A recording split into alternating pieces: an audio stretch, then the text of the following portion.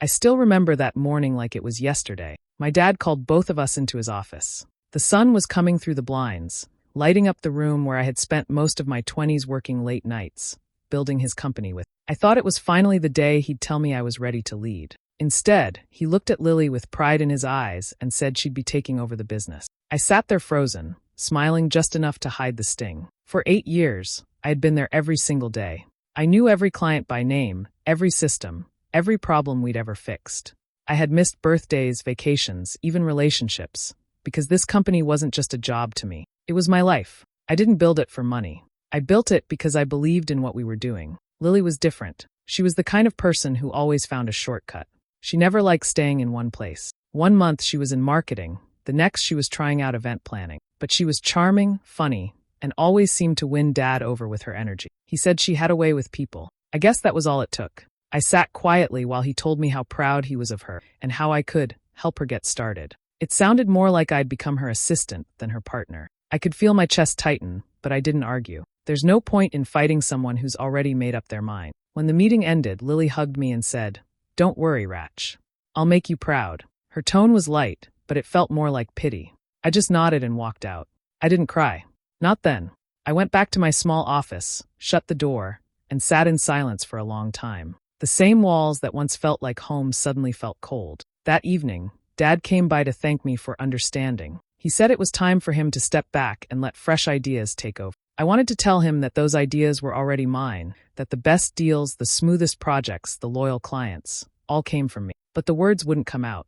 I just nodded again and said, "You deserve the break, Dad." When I left that night, I looked around the office one last time. The glow of the computers, the smell of coffee, the sound of phones ringing, it had been my whole world. And now, just like that, it wasn't mine anymore. I drove home with my phone buzzing nonstop, friends and coworkers sending congratulations to Lily. Not one message for me. I didn't blame them. No one knew how much it hurt to watch everything you built get handed to someone who didn't earn it. That night, I made myself a promise. I wasn't going to beg for what should have been mine. I'd walk away quietly, but deep down I knew something. When Dad announced that Lily was taking over, I smiled, shook her hand, and even said how proud I was. On the outside, I looked calm and supportive, but inside I felt something break. It was the kind of pain you can't describe, the quiet kind that sits deep in your chest. I had given everything to that business, but I wasn't angry at Lily. I told myself maybe it was time to start my own path. Maybe Dad saw something I couldn't. So, I left without drama. I didn't want to be the bitter sister hanging around, watching someone else take over. I handed in my keys, wished them both luck, and walked out for what I thought was the last time. A week later, I got a job offer at a small project management firm in town. It wasn't glamorous, but it gave me peace. The work was steady, the people were kind, and for the first time in years, I didn't wake up worrying about meeting deadlines or making someone else's dream work. But still, every now and then, I'd pass the old office on my drive home. The company name still made my stomach twist. I'd picture Lily sitting in my chair, smiling confidently, probably feeling like she'd earned it all. I tried not to care, but some nights, the thought kept me awake. 2 months into my new job, I overheard a group of former coworkers talking at a local cafe. They were saying that Lily had just signed the company's biggest client, a $10 million deal with a major distribution firm. I froze when I heard that number. That was the deal I had spent nearly a year chasing before I left. I had done the groundwork, made the connections, built the proposal. But it seemed she had sealed it after stepping in. Later that night, my dad called me. His voice was full of excitement, the kind I hadn't heard in years. He said, "Rachel, you should have seen her. She handled the negotiations like a pro. I always knew she had it in her. She's a natural leader." I forced a laugh, said I was happy for them, and hung up quickly before my voice could crack. I stared at my phone for a long time after that. It wasn't jealousy. It was disappointment, the kind that comes when you realize people only value results, not effort. I had done all the unseen work, but in the end, the credit belonged to whoever stood in the spotlight at the right time. For a while, I stopped checking on the company altogether. I focused on my new projects, worked hard, and tried to move forward. Still, part of me couldn't shake the feeling that things were moving too fast over there. Lily had always been good at charming people, but not at managing detail. I didn't know it then, but that big deal, the one that made my dad so proud, would soon become the beginning of her downfall. Didn't. If Lily was really taking charge, the calm wouldn't last long. At first, everything seemed perfect for Lily. She was getting praise from every corner, and Dad couldn't stop talking about how proud he was. The business looked strong from the outside. New clients, new energy, and new leadership. But soon, small things started to show that something wasn't right. People I used to work with started reaching out quietly. One of the senior managers called me one evening. He said Lily had changed the way everything was done. She stopped having team meetings, ignored advice, and only cared about looking good in front of clients. She's not listening to anyone, he told me. It's like she wants to prove she's better than everyone who came before. Lily started treating people poorly. If someone made a small mistake, she would embarrass them in front of others. She fired 2 employees in a single week just because they questioned her decisions. The friendly, respectful workplace we built started turning into a tense environment where no one wanted to speak up. She also started rushing deals to impress clients. Instead of checking every detail, she would promise things the company couldn't deliver. Orders got delayed, shipments went missing, and invoices were sent out wrong. Vendors began complaining about unpaid bills and late delivery. The systems that used to run smoothly started breaking apart. I tried to stay out of it, but it became harder when I heard that 3 longtime employees quit in 1 month. These were people who had stayed even during hard times, loyal to the company and to Dad. Their resignations were a bad sign. When I ran into one of them at the grocery store, he said, "Rachel, it's not the same place anymore. She doesn't care about people, only power." I couldn't ignore it anymore. I called Dad one weekend to check in. I told him what I was hearing and said maybe he should visit the office, just to see things himself. He got defensive right away. "Rachel, you're letting jealousy talk. Lily's doing great. You should be proud of your sister," he said. I sat there holding the phone, stunned. I wasn't jealous, I was worried. I had seen what happened when leaders ignored problems for too long. But no matter how I explained it, he wouldn't listen. In his eyes, Lily could do no wrong. After that call, I decided to stop mentioning it. If he didn't want to believe me, he'd have to see it himself. Still, I couldn't help but feel a deep ache every time I thought about it. I had spent years keeping that company steady, making sure everything worked right, and now it was falling apart because no one cared to notice. Sometimes I'd think about the clients I once worked so hard to win. They trusted the company because of its reliability. Now, those same clients were the ones sending angry emails and pulling back deals. I didn't feel satisfaction or revenge. It happened on a Friday morning. I was at my new office, finishing up a client report, when my phone started buzzing nonstop. The messages came one after another, from old coworkers, a few clients, even a supplier. All of them were saying the same thing. Something had gone terribly wrong at my dad's company. At first, I didn't believe it, but then one message caught my eye. "Rachel, Henderson Freight just pulled out. It's bad. Really bad." My stomach sank. Henderson Freight was the company's biggest client, the one Lily had bragged about signing. Losing them would be a huge blow. I opened my laptop and checked the news. There it was, a short business update. Henderson Freight Corp terminates $10 million contract with Carter Logistics after major delivery failure causes financial loss. I just sat there staring at the screen, reading it again and again. The report said one of the company's deliveries had gone missing, delaying a major distribution for Henderson's biggest partner. The loss was estimated at over $2 million. For a small family-owned logistics company, that kind of hit could destroy everything. A part of me wanted to reach out, to ask Dad if he was okay, but I stopped myself. He had made it clear before, I was no longer part of that world. So, I tried to focus on my own work and pretend I didn't care. But that night, as I was getting ready for bed, my phone rang. It was Dad. For a few seconds, I just stared at the screen. He hadn't called me in months. When I finally picked up, his voice sounded different, tired, shaky, almost defeated. "Rachel, I need your help," he said quietly. "Lily made a mistake." I didn't say anything at first.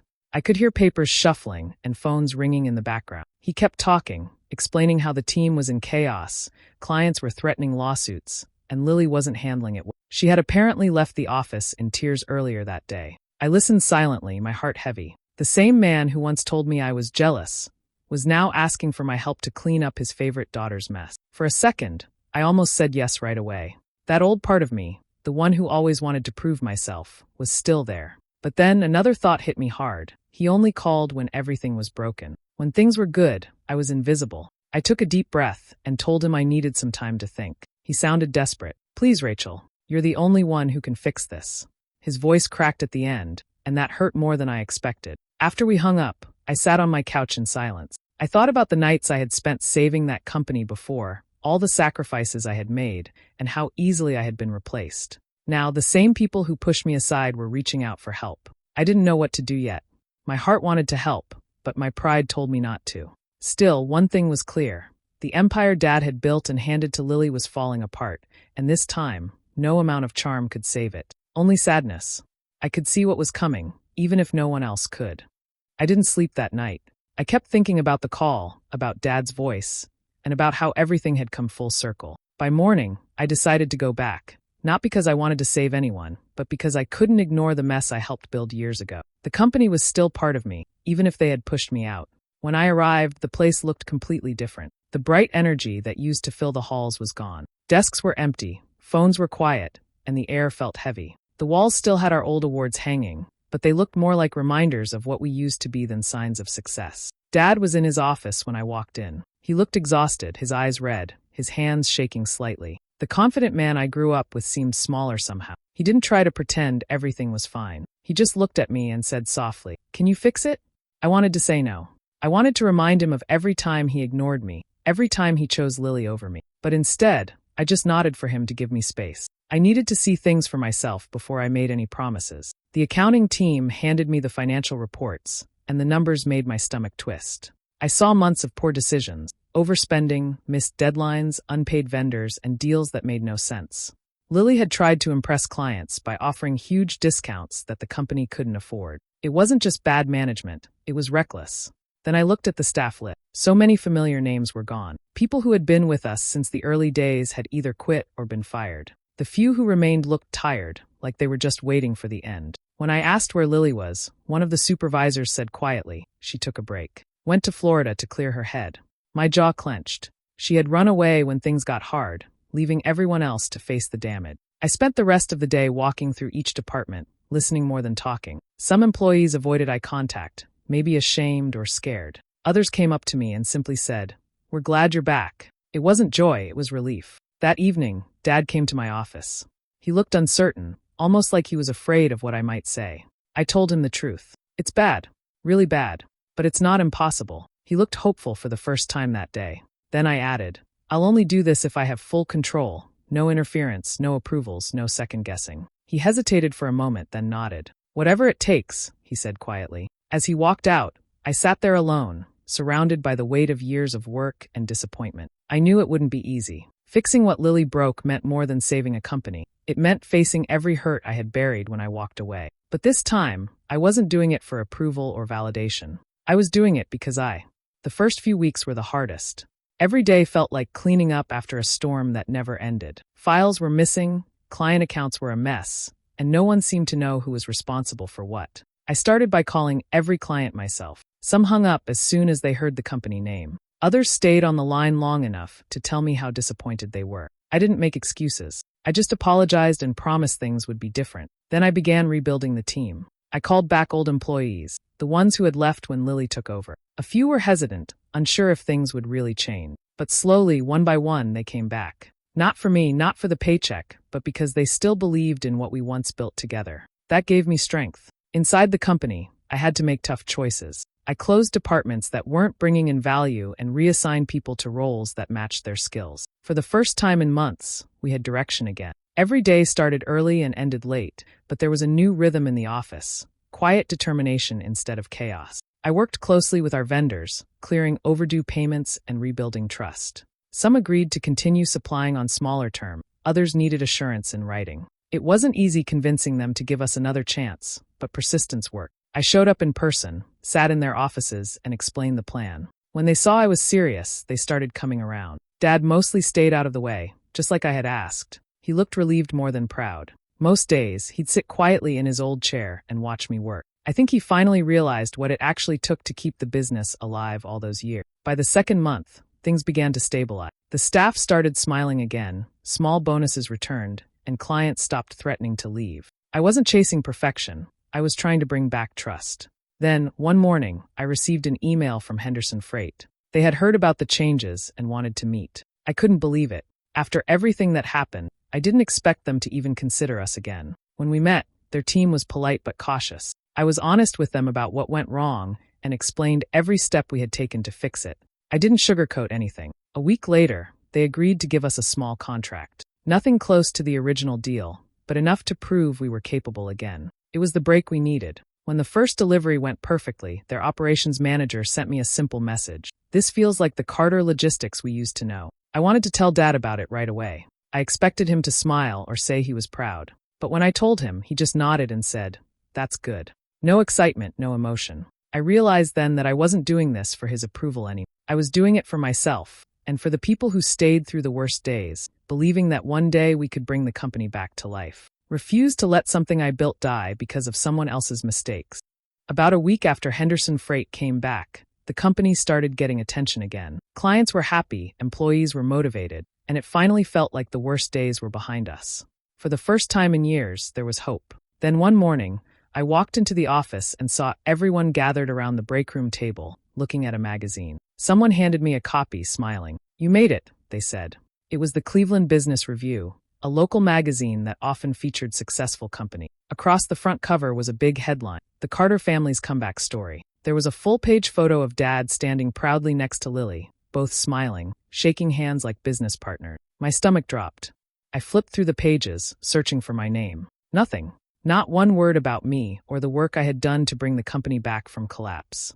The article told a perfect story, how Lily, after a temporary setback, helped rebuild the business alongside her father. It described their strong leadership, their family vision, and their unbreakable bond. I could barely finish reading it. The people who wrote that article didn't even know the truth, and Dad had clearly done nothing to correct them. I felt a mix of anger and disappointment. I didn't want fame or recognition, but seeing Lily take credit for something she had abandoned, it burned. She hadn't even been around for months. She was still in Florida when I was working 16-hour days to save everything she broke. I went straight to Dad's office, magazine in hand. He looked up from his desk, surprised to see me so upset. I placed it in front of him and asked, "Why is my name not anywhere in this? You know who rebuilt this company?" He sighed and leaned back in his chair. "Rachel, it's just a magazine. They wanted a family angle. Don't make this about ego." His words hit harder than I expected. I wasn't looking for praise.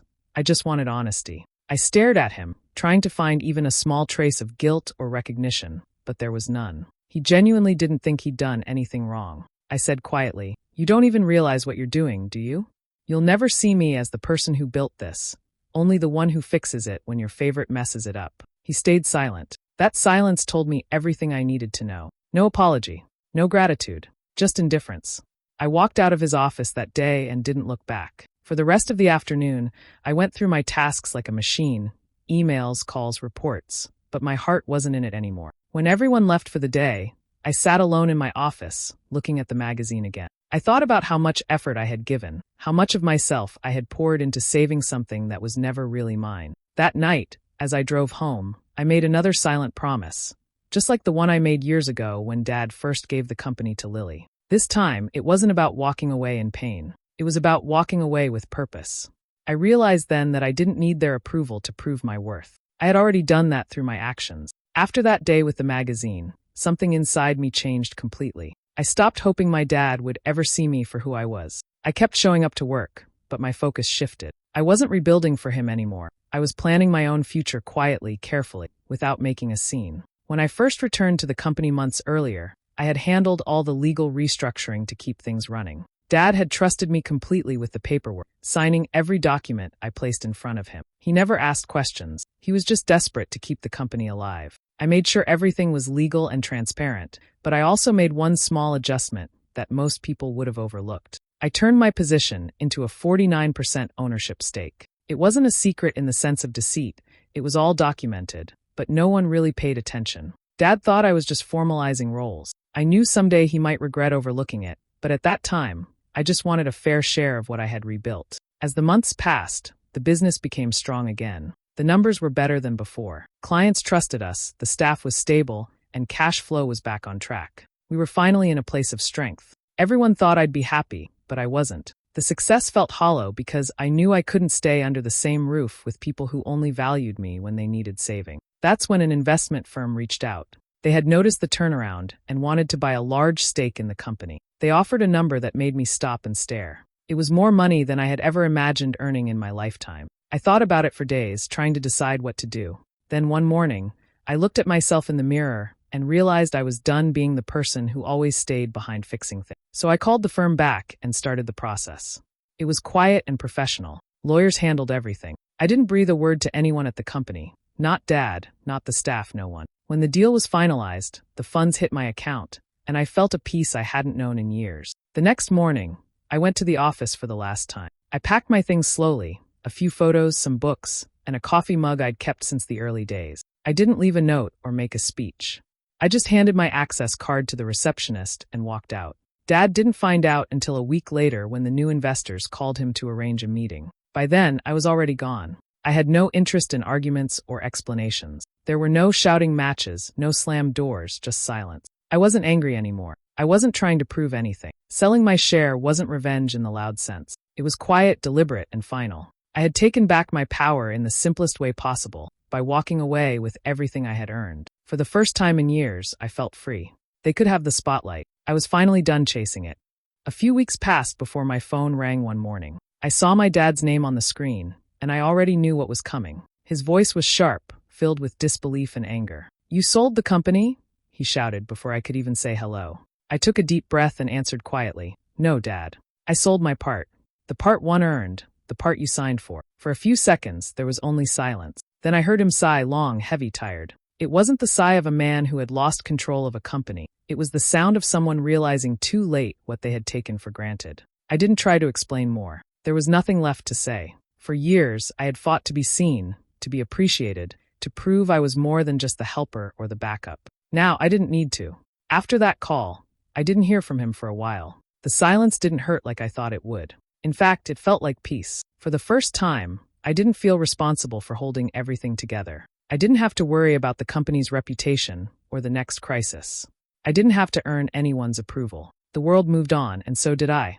I rented a small office space and began consulting for other businesses that were struggling the way ours once did. It felt strange at first, working for myself, not under my father's name, not in anyone's shadow. But with every small success, I started to feel proud again. I wasn't rebuilding for someone else this time. I was building something that was fully mine. Sometimes, I'd hear small updates about the company. The new investors had restructured it further, brought in new leadership, and changed a few policies. I didn't feel angry or nostalgic. I simply wished them well and turned back to my own work. Dad eventually called again, but this time his tone was softer. He didn't ask for anything. He just said, "You did what you had to do." I could tell he didn't fully understand it, but at least he accepted it. That was enough. After we hung up, I sat quietly for a long time, thinking about how things had come full circle. I realized revenge doesn't always mean hurting someone back. Sometimes it means stepping away without bitterness, knowing you've done your part and no longer need their validation. All those years I spent trying to fix things, trying to prove myself, had finally led me to this point, a calm, unshakable certainty that I was enough. I didn't need applause, headlines, or anyone's permission to move forward. In the end, I hadn't just sold my share of a company. I had freed myself from years of quiet disappointment. And in that freedom, I found something far more valuable than money. Months passed, and life slowly found a new rhythm. The noise, the tension, and the bitterness from everything that happened started to fade. I spent those months thinking about what I really wanted, not what my dad expected, not what the family thought was right, but what would make me feel proud again. That's when I decided to open my own consulting firm. I called it Carter Strategies. The name was a quiet reminder of where I came from, but this time, it was fully mine. I started small. Just me, a rented desk, and a laptop. I reached out to local family-owned businesses that were struggling, just like ours once had. Most of them had the same problems. Too much pride, favoritism, no communication, and poor structure. I helped them rebuild, teaching them how to separate family from business, how to make decisions based on skill, not emotion. Every time I helped a team find balance again, I felt like I was rewriting my own past, piece by piece. The work wasn't easy, but it was deeply fulfilling. There were no shouting matches, no silent resentment, no need to prove myself to anyone. Just honest work and real results.